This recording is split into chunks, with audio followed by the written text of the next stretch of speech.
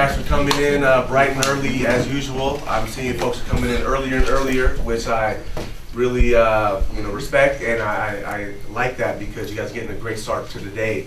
Hope you guys had a good time yesterday working with the tools, getting out of the classroom, getting some hands-on work. I think that was great. I'm Mike Daly. I'm the chief of the probation department, and this is Chef Verzi. A lot of you guys know him. He's a supervisor, and Don is a assistant supervisor. And I was just really impressed how you guys have all showed. We started at 7:30. It's right at 7:30, and a lot of you guys were here at 7:15 when I came in. You know, I shook hands with Andre, and I was going to talk about, some skills here, about other things. I'm an employer. I hire people, and so when I hire people, I look for social skills too. I want to see. I know you guys are going to get taught of what to do out here, but the bigger thing is, how can you get along with each other? And how can you get along with somebody else telling you what to do? That's really, really important. And so I shook hands with Andre. He looked me right in the eye. I said, "Good morning." I said, "Good morning." And it was good. I got a good feel from that. I'm telling you, that's a lot of it too. So just keep that in mind. The second thing I wanted to say is, I grew up in Marin, and I've been here. I went to Drake High School. I've been here. I'm going to be 50 this year. So I've spent a lot of years in here, and I've 25 years in with the probation department. And there were times in the probation department where it was cool. Oh yeah, I got this guy, I locked him up, and I went out there and arrested him myself. And well, big deal to me, catching people doing something wrong, when people are already having trouble in their lives. I mean, come on, that's not that hard. What I have told people, and if you walked in our lobby, I know some of you guys are on probation. If you walk in our lobby, you see all those pictures up there. That's called the wall of change. I'm more impressed with a person who can come into our office and say, "Yeah, I've been convicted of this. I got this issue. I got this issue. This issue. Can you help me with this?" I'm training my officers to say, I used to use the word, "I am very well connected here in Marin. If you work with me, I'll get you off probation, and I'll do everything in my power to help you out." That's the mantra. Okay? So leading into here, this is where Andrew and some other folks, there was a $10,000 grant that came down, and Andrew said, we're a little short. Can we have another $10,000, Mike? And I said, okay, but I want some people on probation in there too. And so I believe in you guys. I want to give you guys this opportunity to succeed. This ain't Jack in the Box. This is the real deal. This is a good job. We have, I think Jakari's going to be coming in at some point. Jakari's proof. And there's some other people that Don and Jeff are going to be able to talk to you about of what they've done. These guys are on the streets. A lot of you guys know these guys. And so my big plan is that if you guys are successful, and Andrew's already had some success with this whole program, if we have this whole table and Andrew comes back to me, he goes, "They all graduated, and let's just say there's 15 of us here, let's just say 13 out of 15 got jobs, and if they're not currently working, they're on a waiting list to be called for work. And while they're waiting, they're getting their certificates in other areas of expertise." That, to me, that means more funding. And that means you guys come back and be guest speakers, and you guys are talking to the new folks in here who are trying to get jobs. And so I'm just going to say it. I'm counting on you guys. I'm counting on you guys. Last thing I'm gonna end with, and I'll let Don and Jeff go. When it gets hard to get up, I quit. Or I had a bad day yesterday. I don't like the way Andrew's talking to me, or the boss, or whatever. I don't like this guy in here. He's bothering me. Don't quit. Fight through it. Fight through it personally, not dukes up. Fight through it, you guys. Do not quit. Do not quit on yourselves. Make this something that we can all be proud of, and that we can go forward. All right? It's very nice talking to you. It was funny because once we sent him and then a couple other cats, when they actually started working, then people started coming up to us, "Hey, how did you make that happen? How did you make that happen?" And we started making folks jumping through some hoops, and we sent a couple more, and not just in Marin City, kind of Marin County wide. And I don't know how many to date we've sent, but we've sent a handful. We actually developed a nice little relationship with the director down there and said, hey, I got this application, let's push it through. He worked with us to send a bunch of folks through. And so it's been nice over the years to have so many people, but I've kind of taken away. One of the opportunities that I wanted to come today is just come and see what you guys are doing here, but also to let you know that this is just the start. You know, this is such a good opportunity if you can graduate here, get you in the door, but don't just settle for that. You know, take it to the next level, because I don't know that I've had many folks go back up to San Ramon and go and get all those other 1,000 certificates that they can get so they can make more money and have a better job. So use this as a starting point, but take it serious because it is a real job. I remember when I worked at Procter & Gamble and I worked through a temp service, and I think I was making like $5 an hour or $4 something an hour, and my supervisor through the temp was a drunk, and most everybody on my crew was kind of a convict. I was like the only non-convict, and I was one of the only ones that could speak English. So the temp director came up and said, hey, can you cover for the supervisor until we find a new supervisor? I said, yeah, sure, I'll do it. And before I knew it, I was not only the temp supervisor, I became the permanent supervisor for the temp company. But I did such a good job that it led one day me leaving the plant, and the plant manager came up to me and says, hey, we've been on a hiring freeze for 5 years. I want you to apply. I want you to be the first one we hire. And I said, oh, okay, whatever, you know. But I applied, and I was the first one that they hired after 5 years. And the reason I'm telling you that story is while I was a temp supervisor, I went and got all my OSHA certificates. I went and got every single thing that actually led to something bigger that I didn't even know about, and I was the first one hired through Procter & Gamble. And that's kind of the same thing here, is that this is the starting point for a lot of good stuff to come in the future if you take advantage of it and not just settle. So when Don talks about jumping through hoops and things like that, he and I both started at the juvenile hall, and even though you guys are somewhat younger than what we started with, a lot of the guys that are sitting out and working right now with the union are guys that we grew up with when they were in juvenile hall. And when I say grow up with them, is when I was working there, they were coming in as kids. And there's one thing that I noticed every time is these same guys always came back. They always came back. And sometimes they were not very serious situations, but they did continuously come back. When we finally cycled out in the street as deputy probation officers, we got assigned the same guys. So what do we want to do with, we want to progressively try to help everybody get out of this system. And it is not just me doing the work, it's you guys doing the work too. And part of that is when Don says jumping through hoops, going back to that, we have to beg, borrow, and steal back in the day to try to get guys into the apprenticeship program because there wasn't there was no funding for us to do it.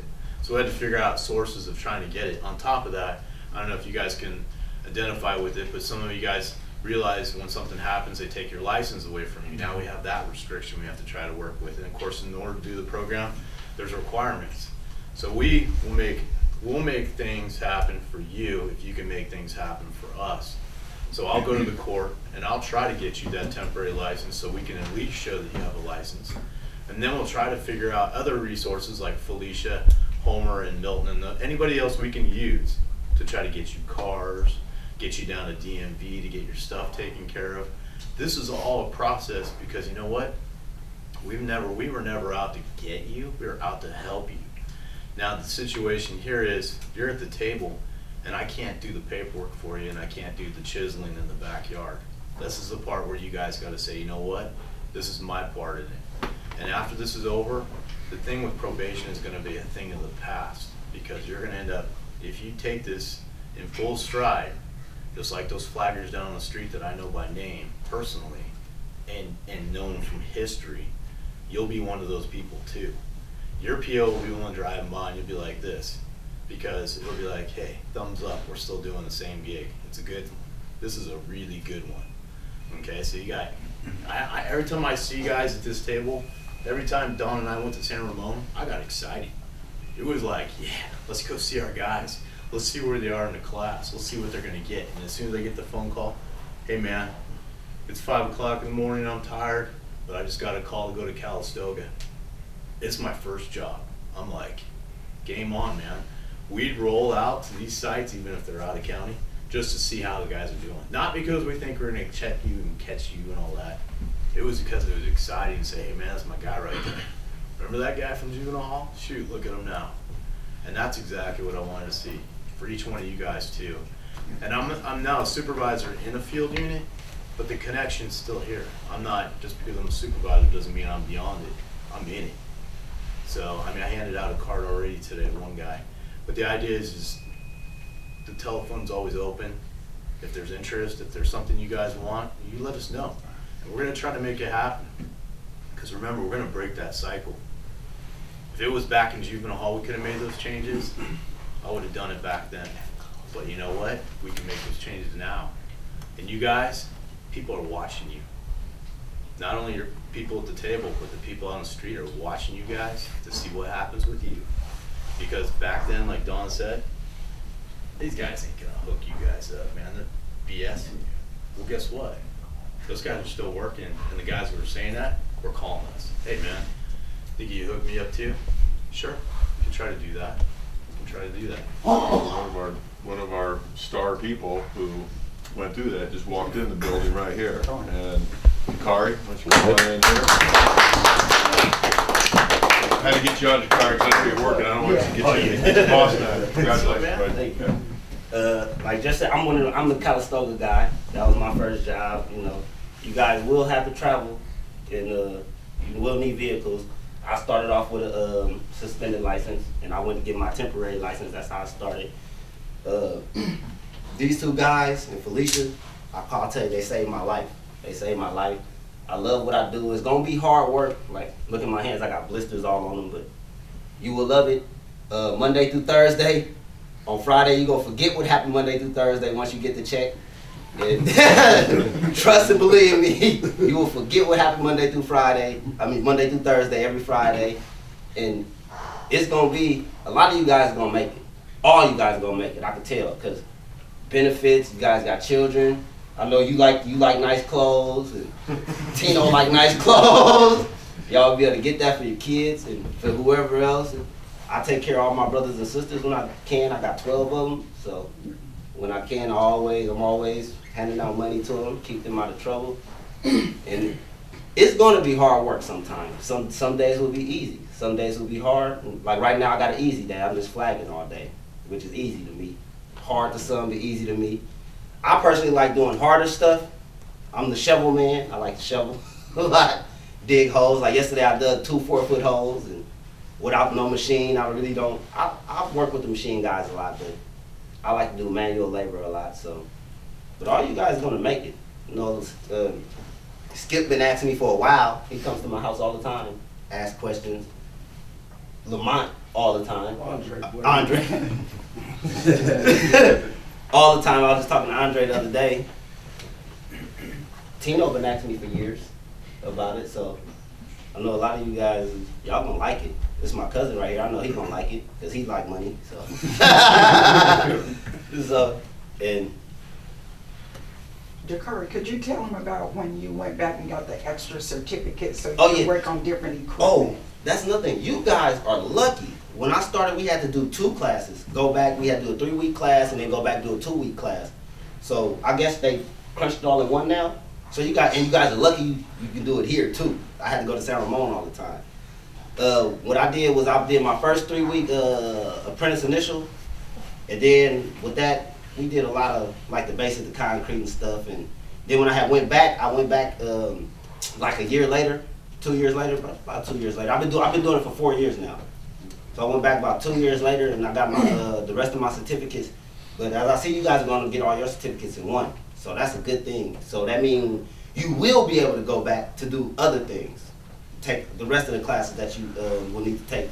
I still believe they after you do all your apprentice classes, you will need to go back before you journey out to take any 1-week course. Am I still right about that? I do 3 and 3 now. 3 and 3 now. Okay, so you just do the 3 and 3 now, but I plan to go back and take every class they offer. That's always been my plan. Some people will have downtime in the winter. Me personally, I only had 1 winter off, so I'm lucky. I just call myself lucky. And I'm gonna tell you guys, don't get discouraged. It's gonna be jobs which just last 1 day, 2 days. You might be, the longest time I stayed on the out of work list was 6 months. Just pay your union dues. You gotta pay your dues. You have to, whether you work or not. You gotta pay your dues. And just go out and work and you'll be well noticed. Like I'm well noticed, known through the union hall out here. You know, they know I'll go anywhere. I'm San Jose every day for about 6 months. I did the Calistoga. We paid from Calistoga to Middletown.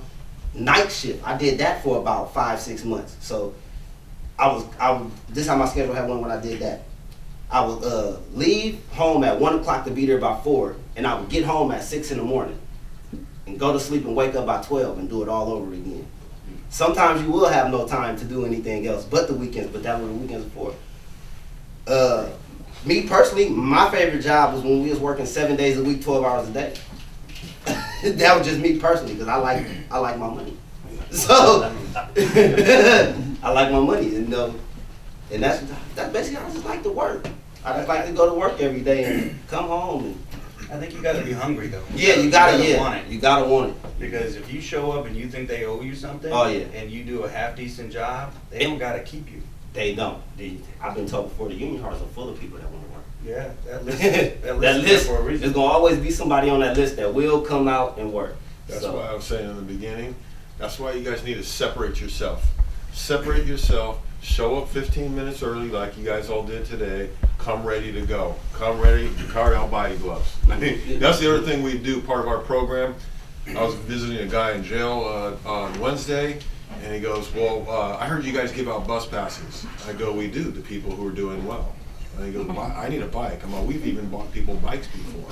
So we want these little things. Oh, I need a tool belt. I need boots. I need, a bike. I need bus passes. Hey, I've been working for 6 months. I haven't taken my family out to the movies. Can I have 4 movie passes?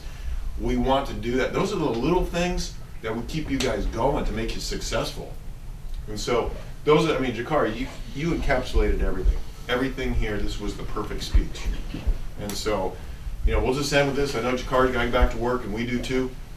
You guys, please persevere and separate yourself and show everybody that you guys can do this and you guys can actually be the best guys on the site. Trust me, they will notice. They will notice. I'm in situations now where companies call back that I work for when I'm working now and want me to come out. The union hall, that list, you don't have to be number 1 on that list to go to work. If somebody call and be like, hey, I want Andre to come out, they're going to call you and tell you to come out. Or they will call and check and see, hey, are you working now? What's going on? I'm in situations like that all the time. Like a lot of y'all know, and I'm always at work. Always at work. I really never have no downtime off. If I do bid out workers 1-2 weeks, and you guys can advocate for yourselves, walk on jobs, and go be ready to work and talk to the boss. I've got jobs like that. You can do that. Gotta be hungry. Any questions, you guys? That I have been, this has been one of the best projects I've worked on. All you all know I work with children, but in a sense, this has been a pet project. When we started the Phoenix Project 5 years ago, it was to focus on our black males in the community, including Tyler. Alex Tyler. But anyway, I know after all these years. But when Jeff came to me, and we had started this relationship with the laborers union in San Ramon, and the whole thing was like, let's just get the focus on the ones on probation. And that's the beauty about being in the laborers union, is that sometimes if you haven't went to college or you have your GED, this is one of the best opportunities that you can increase your income. And when Jeff selected Jakari wanted to make a change in his life. He wanted to go things for the better for him. He wanted to be better for his family. And he set goals for himself. I still have a letter that he wrote to say, I'm gonna make this change. And then once he did that, the steps had started. And so, the whole drug testing, like, I'm not smoking marijuana no more, because, you can't do that. He agreed to do that. Just everything was just falling into place. And then our support helps with helping get your driver's license. If you got excessive fees, we can help you get those reduced so you can be in compliance. Whatever other support with Homer and Larry and Daryl with the Phoenix Project. So even though the office is not in the same place, we're just right around the corner. But we're still in the 200 lot. So it's just been a great success story. And I don't know if you all have seen Jakari on Channel 7, but it plays quite a bit. Cheryl Jennings is always featuring him of doing what it's like to change your life around. So, matter of fact, somebody just walked past me on the street that I didn't know and said that they just seen it on TV. yeah, because he talked about how you've been in the juvenile system for so long, and I didn't realize you can get in it, and that's what the Phoenix Project does in working with the probation department and all our other partners, is helping you get out of that system so you can be, you know, positive, strong black men as you are. So guys, I would say take advantage of this opportunity. All See, these we have a lot of resources. support here, a lot of resources. We're bringing this program here to Marin City. This is for you all. Please be the best that you can and be an example for everybody else. You know, you guys are bettering yourself. Take advantage of this, all right? Take advantage. Please take it. Let's stick with the work program. Jakari, thank you very much for coming in. And you guys.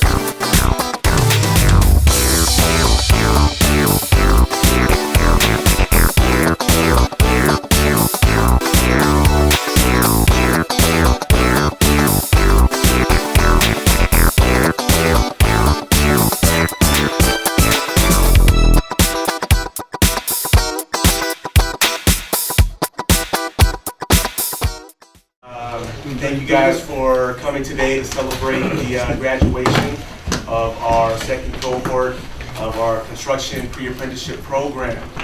I say second cohort because we started this program about a year ago in partnership with the Laborers Community Trust Fund, and then we sent folks over to the San Ramon facility to do training. We're excited to say that this was our first program here in Marin City on our grounds, and we're hoping this will be the first of many. And so I want to appreciate all of the participants who've been working really hard this past month. It's been pretty intense. We've been in rain, sunshine, heat, you know, crazy fog, but folks have done really well. So before I begin and give out certificates of completion, I want to thank a few folks that have really made this possible. First off, I want to say thank you to our Marin City Community Development Corporation board members. We have a couple here in the building. They're coming here to show their support for you all, and without their guidance and leadership, we would not be able to make this possible. Other key members and key supporters of this program is one, the probation department, Marin County Probation. We have a couple representatives here who may know some of you all, but without some of the funding and support of this department, we would not be able to do this. You know, these guys have been here to support the CDC and all of you all, and they're really here for your best interests, you know. Next, I want to thank folks from the Marin Community Foundation. We were supposed to have a representative here. I guess she's running a little bit late, but the Marin Community Foundation was actually one of the first organizations to help us run this program. In the past, you know, we had some ideas of training programs, but then they offered some funding to really make this work, and it's one of the main reasons why we're here. Another funder is the San Francisco Foundation, who's also helped a bit to support our program. Also, you know, on the ground level, we have some great partners that help this program really be successful. One we have here is Homer Hall, who represents the Phoenix Project of Marin.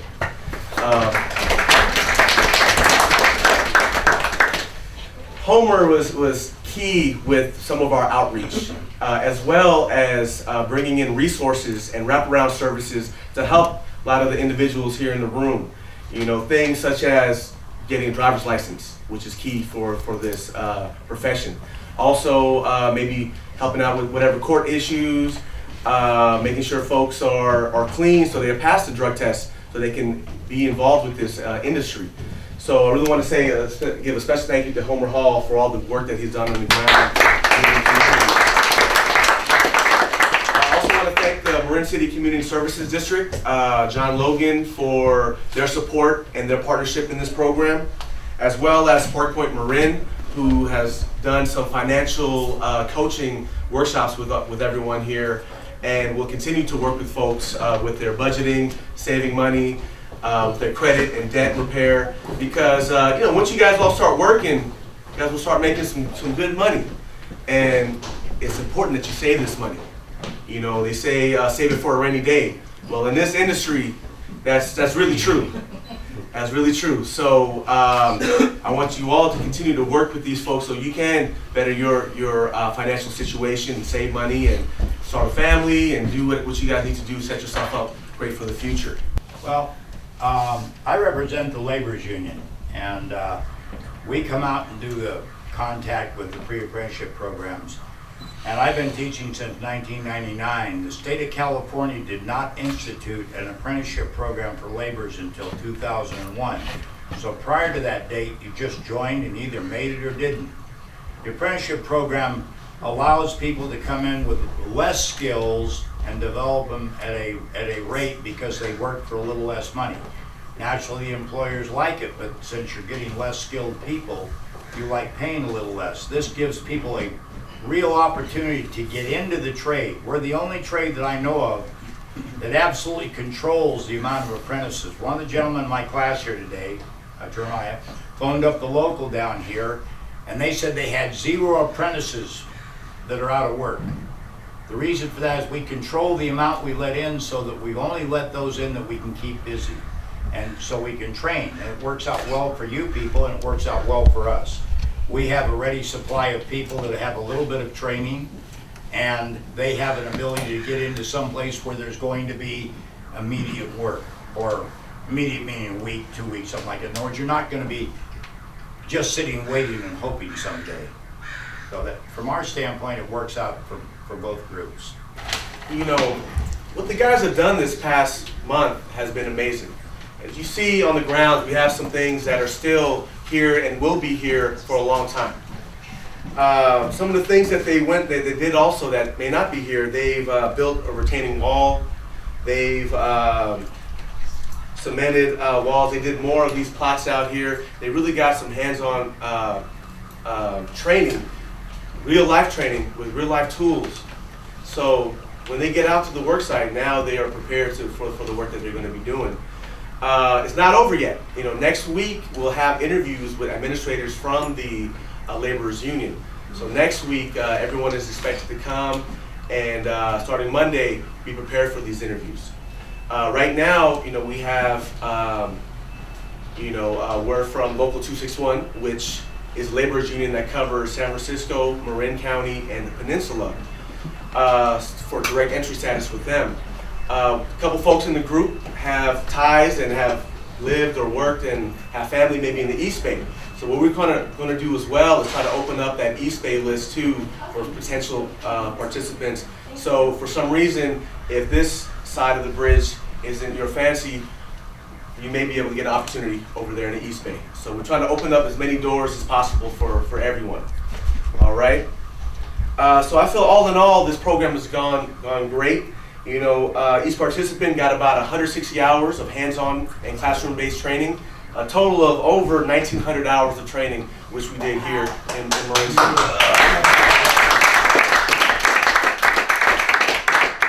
And you know, with this being our second cohort, you know, here in Marin City, the first one was so successful. I only see success for everyone here in this room.